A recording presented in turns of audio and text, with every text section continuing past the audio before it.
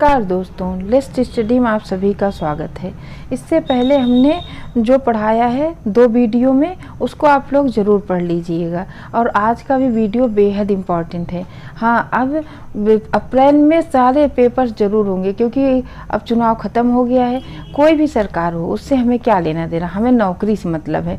तो अब आप लोग को मतलब कि अप्रैल में पेपर देने को मिलेगी। बहुत वैकेंसियाँ जो आचार संहिता की वजह से नहीं निकाली जा रही थी, अब वो सब निकलेंगी। आप लोग हमारे चैनल से जुड़िए और लगकर तैयारी शुरू कर दीजिए। कभी हम एक आध वीडियो में एसएसटी भी लाएंगे, जैसे कभी कभी हम हिस्ट्री के क्वेश्चन ले आएंगे, जिससे आपके लेखपाल, बीएड, सुपर टेट इन सब में बहुत महत्वपूर्ण भूमिका अदा करे, जिससे आप लोग का सिलेक्शन हो। आप लोग हमारा वीडियो शुरू से लेकर आखिरी तक ज़रूर देखा करिए और लाइक शेयर सब्सक्राइब करिए। हमारे वीडियो में जो जो हम पढ़ा रहे हैं आप लोग पढ़िए और आपको अपने पेपर में देखने को ज़रूर मिलेंगे। आइए शुरू करते हैं। सबसे पहले क्या, समुद्री वातावरण में मुख्य प्राथमिक उत्पादक क्या है? समुद्री वातावरण में मुख्य प्राथमिक उत्पादक कौन होता है? क्वेश्चन बहुत पूछा जाता है। तो समुद्री खाद्य श्रृंखला में फाइटोप्लैंक्टन्स, इसको अच्छे से याद करिएगा, फाइटोप्लैंक्टन्स, ऐसे करके तोड़ तोड़ के याद कर लेंगे। और सबसे पहले कठिन सा वर्ड है, दिमाग में रहेगा, बहुत बड़ा है तो याद रहेगा और उसमें आ जाएगा ऑप्शन में, तो आप तुरंत इसका टिक कर देंगे। इसको मुख्य प्राथमिक उत्पादक है। समुद्री वातावरण में प्रमुख उत्पादक कौन सा है प्राथमिक? तो फाइटोप्लैंक्टन्स। ठीक है, यह क्या करता है? यह प्रकाश संश्लेषण की प्रक्रिया द्वारा ऊर्जा प्राप्त करता है और पृथ्वी के वायुमंडल में उपस्थित ऑक्सीजन की अधिकतर मात्रा के लिए फाइटोप्लैंक्टन्स ही उत्तरदायी है। जो हमारी पृथ्वी पर ऑक्सीजन उपस्थित है, उसके लिए सबसे अधिक कौन जिम्मेदार है? फाइटोप्लैंक्टन्स ही उत्तरदायी है। ठीक, अब इसको अच्छे से, समुद्री वातावरण में मुख्य प्राथमिक उत्पादक कौन है, अगर आ गया तो आप लोग इसको भूलेंगे नहीं। फाइटो मतलब फाइट करना, इससे याद रख सकते हैं, प्लैंक्टन्स। ठीक, और इसकी वजह से पृथ्वी पर सबसे ज़्यादा क्या उपस्थित रहता है? ऑक्सीजन। ठीक है, घास स्थलीय पारिस्थितिकी तंत्र के खाद्य श्रृंखला, इससे पहले हमने 4 बताए थे। ठीक है, आज इसको अच्छे से समझ लीजिए। खाद्य श्रृंखला के विभिन्न घटकों का क्रम। सबसे पहले घास क्या होता है? उत्पादक होता है, क्योंकि वो उत्पन्न होती है। फिर घास को कौन खाता है? टिड्डा खाता है, इसलिए वो क्या हो गया? प्राथमिक उपभोक्ता हो गया। टिड्डे को कौन खा रहा है? मेढक द्वितीय उपभोक्ता हो गया। सर्प किसे खा रहा है? मेढक को, तो मेढक क्या हो गया? सर्प क्या हो गया? तृतीय उपभोक्ता।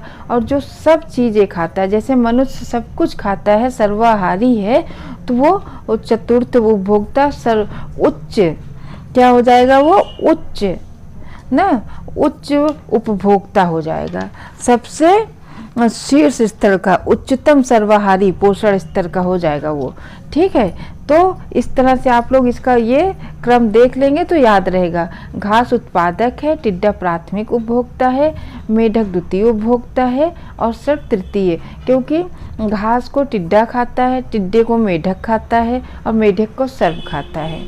ठीक है, जीव भार का पिरामिड बहुत इम्पोर्टेंट है, सब कुछ इम्पोर्टेंट है, कुछ छोड़ने वाला है ही नहीं। पारिस्थितिक तंत्र के विभिन्न स्तरों के प्रति इकाई क्षेत्र में उपस्थित जीव भार के रेखा चित्रीय निरूपण को क्या कहा जाता है? जीव भार का पिरामिड। जीव भार का पिरामिड कहा जाता है। स्थलीय परिस्थितिकी तंत्र में जीव भार का पिरामिड सीधा होता है। स्थलीय यानी जमीन पे जो जीव भार का पिरामिड है वो सीधा होता है, जबकि जल में जो होता है, जलीय परिस्थितिकी तंत्र, जैसे तालाब में जीव भार का पिरामिड कैसा होता है? उलट जाता है। स्थलीय कैसा रहेगा? सीधा, और वो जलीय में उलट जाता है, जैसे तालाब में। इसमें कंफ्यूज मत होइएगा। जीव भार का पिरामिड, वीडियो को 2-3 बार देखेंगे याद हो जाएगा। और हमारे वीडियो को ज़रूर देखिए, आपको अपने पेपर में सब क्वेश्चन देखने को ज़रूर मिलेंगे। जैववानिकी, यही बायोनॉमिक्स। जैववानिकी अर्थात बायोनॉमिक्स शब्द बायो तथा नॉमिक शब्दों से मिलकर बना है। बायो शब्द का तात्पर्य क्या है? बायो शब्द का तात्पर्य जीव या जीवन से है, जबकि नॉमिक्स ग्रीक शब्द का नॉम से व्युत्पन्न हुआ है, जिसका अर्थ है नियम। इस प्रकार बायोनॉमिक शब्द का शाब्दिक अर्थ जीवन का प्रबंधन नहीं बल्कि जीवन के नियम समाचीन प्रतीत होता है। मतलब जीवन का नियम समाचीन ज़्यादा सही प्रतीत हो रहा। ठीक है, यह परिस्थिति का पर्याय है। साथ ही यह प्राकृतिक तंत्र के मूल्यों पर भी बल देता है जो मानव तंत्र को प्रभावित करता है। जैव वानिकी क्या होता है, आप पढ़ लेंगे तो आप भूलेंगे नहीं। ठीक है, अब जो कुछ भी छूट गया होगा तो हम महत्वपूर्ण बिंदु लेके आए हैं, उसमें महत्वपूर्ण बिंदु लिख के ले आए हैं जिससे आपको उसमें से कुछ भी छूटे ना।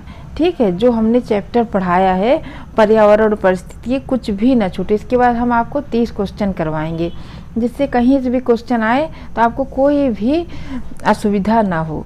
पहला पॉइंट देखिए, पर्यावरण परिस्थिति की महत्वपूर्ण बिंदु। पारिस्थितिकी इकोलॉजी जीव और वातावरण के मध्य पारस्परिक संबंधों का अध्ययन है। पारिस्थितिकी क्या होता है, जीव और वातावरण के मध्य पारस्परिक संबंधों का अध्ययन है।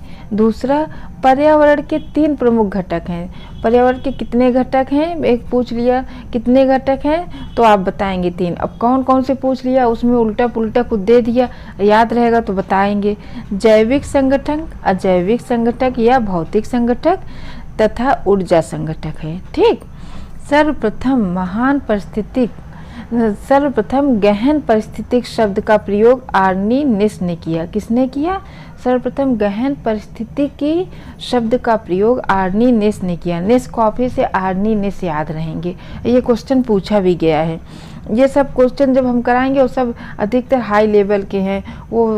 वो बीएड उएड में तो ज़रूर पूछे जाएंगे। बीएड हो गया, वो क्या लेखपाल का जो पेपर होने वाला उसमें सुपर टेट, इन सब में ही पूछे जाएंगे, आपको देखने को जरूर मिलेगा। घास स्थल, वन तथा मरुस्थल स्थलीय पारिस्थितिक तंत्र के उदाहरण हैं।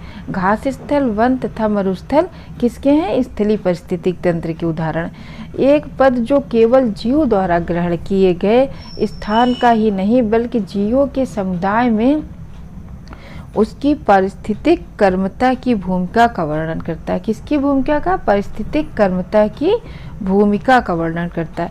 10% का नियम किसने दिया, रेमंड लिंडेमैन ने, वैज्ञानिक ने दिया है। 10% का नियम रेमंड लिंडेमैन वैज्ञानिक ने दिया है। इनको आप याद रेमंड लिंडेमैन ना, लिंडेमैन से आपको याद हो जाएगा, ये थोड़ा अलग सा हटके है तो इसलिए, और इनको आराम से आप याद कर पाएंगे। 10% नियम ऊर्जा के खाद के रूप में एक पोषी स्तर से दूसरे पोषी स्तर तक पहुँचने से है। ठीक है, एक पोषी स्तर से दूसरे स्तर तक पहुँचने तक है। ठीक है, 10% नियम। और धारणी क्या होता है, धारणी या स्थायी विकास की अवधारणा सर्वप्रथम ब्रॉडलैंड कमीशन ने वर्ष 1987 में प्रस्तुत किया। कौन, ब्रॉडलैंड कमीशन ने धारणी या स्थायी विकास की अवधारणा सर्वप्रथम ब्रॉडलैंड कमीशन ने वर्ष 1987 में प्रस्तुत किया है। इसको बहुत अच्छे से याद करिएगा, ब्रॉडलैंड, बटर से ब्रॉडलैंड याद हो जाएगा। कमीशन ने 1987 में प्रस्तुत किया था। सर्वाधिक स्थायी परिस्थितिकी तंत्र कौन है, महासागर। उस महासागर कभी इधर उधर नहीं होता है, तो सर्वाधिक स्थायी परिस्थितिकी तंत्र महासागर है। परितंत्र में खाद्य श्रृंखलाओं के संदर्भ में कवक और जीवाणु प्रकार के जीव अवघटक कहलाते हैं। परितंत्र में खाद्य श्रृंखलाओं में कवक और जीवाणु जीव अवघटक कहलाते हैं, जो सब कुछ क्या कर खा के इसको, जैसे चींटी हो गई, ये लोग सब कुछ खा के मिट्टी में मिला देते हैं। हाँ, तो ये कौन से हो गए, ये अवघटक हैं। अगर अवघटक पूछा जाए कौन होता है तो कवक, जीवाणु, जिसमें चींटी आती हैं, है ना, और बहुत से चीज़ें आ जाती हैं। स्थलीय पारिस्थितिकी तंत्र में जीव भार का पिरामिड कैसा होता है, अभी उसमें था सीधा होता है। जीव भार का पिरामिड जलीय परितंत्र में उल्टा होता है, उल्टा बनता है। स्थलीय में कैसा बनता है, सीधा, और जीव भार का पिरामिड जलीय परितंत्र में उल्टा बन जाता है। ठीक है, पारिस्थितिकी तंत्र में तत्वों के चक्रण को जैव भू रासायनिक चक्र कहते हैं। पारिस्थितिकी तंत्र में तत्वों के चक्र को क्या कहा जाता है? जैव भू रासायनिक चक्र कहते हैं। अभी इसको पढ़ाया था। समुद्री वातावरण में फाइटोप्लैंक्टन्स क्या है? जीव मुख्य प्राथमिक उत्पादक है। क्या है? मुख्य प्राथमिक उत्पादक। बहुत इंपॉर्टेंट है, इसे याद रखिएगा। परितंत्र का गतिक हृदय, ऊर्जा प्रवाह और खनिज चक्र कहा जाता है। परितंत्र का गतिक हृदय, ऊर्जा प्रवाह और खनिज चक्र को कहा जाता है। किसी क्षेत्र के सभी जीवधारी तथा वातावरण में उपस्थित अजैव घटक संयुक्त रूप से परितंत्र का निर्माण करते हैं। क्या करते हैं? संयुक्त रूप से परितंत्र का निर्माण करते हैं। किसी क्षेत्र के सभी जीवधार तथा वातावरण में उपस्थित अजैव घटक संयुक्त रूप से परितंत्र का निर्माण करते हैं। पारिस्थितिकी तंत्र की ऊर्जा का प्रमुख स्रोत सौरविक विकिरण माना जाता है। पारिस्थितिकी तंत्र के ऊर्जा का प्रमुख स्रोत किसे माना जाता है? सौरविक विकिरण को माना जाता है। आज के लिए इतना ही। धन्यवाद। अगले वीडियो में हम फिर मिलेंगे।